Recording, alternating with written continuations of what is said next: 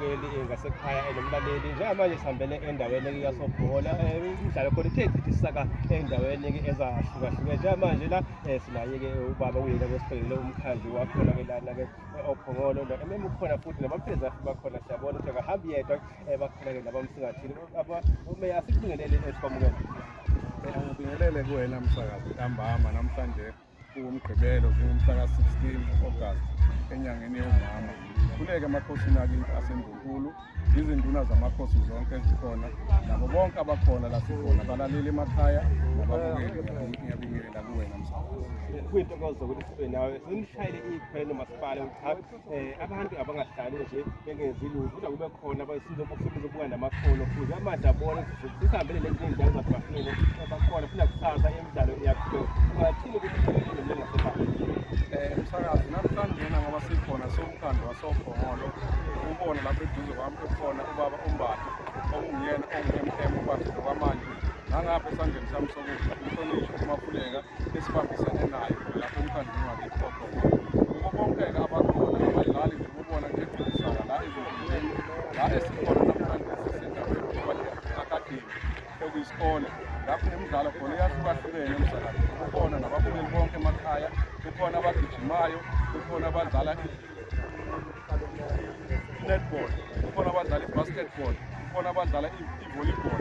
Sina-ke siwumkhandlu wasophongolo sibeka phambili kakhulukazi abantu abasha, sithi abaqhubekele phambili ngokwamakhono abo njengoba wazi uNkulunkulu wethu ngapha-ke uMpimbi ubaba uMthembu ukuthi ezemidlalo kanjalo futhi no-MEC ubaba uGambisa bathi abantu abazivocavoce ukuze bakwazi ukumelana nezimo ukugcina nemizimba yabo iphilile isesimeni esihle. Siwuphongolo-ke nathi siyibambe khona lapho njengomkhandlu welokhali sithi abadlali bethu abasebancane umthente-ke siyazi ukuthi uhlaba usamile.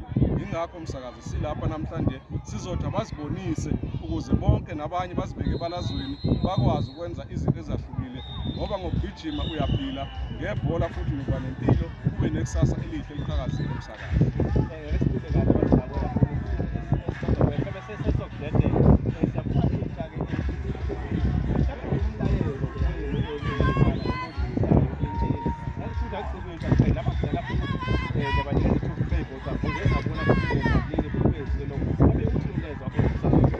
Kubantu abadala ikakhulukazi ogogo nomkhulu njengoba usho msakazi sike saba nayo imidlalo laphana endaweni yakithi encotshane ku-110 lakade kudlala khona abantu asebethe ukukhula asebangaphezulu nje sibabiza-ke ngogogo nabo kubona ukuze nabo bagcine besezimeni ngoba siyazi ukuthi uma usumdala izifo ezifana noshukela nama-BP kusheshe kuhlasele kodwa uma utaza umzimba ozibucabuca ngeke uthikamezeke ugcine isikhathi eside uphilile. Sithi kwinyanga yabantu besifazane namhlanje ku-August siyazibophezela thina siwumkhandlu wasophongolo ukuthi singaphansi kokukhulunyezwa abantu besifazane, phansi kokukhulunyezwa kwezingane nabo bonke-ke nabo futhi kwinyanga yabantu besifazane siyasho ukuthi siphansi ukuhlukumezeka kwabantu besilisa behlukunyezwa abantu besifazane. Sisonke siyakwenza lolu phongolo lube sesimeni esihle ukuluvikela ezifweni, ukuluvikela kuzidakamizwa, ukuluvikela ebugebengwini msakazi.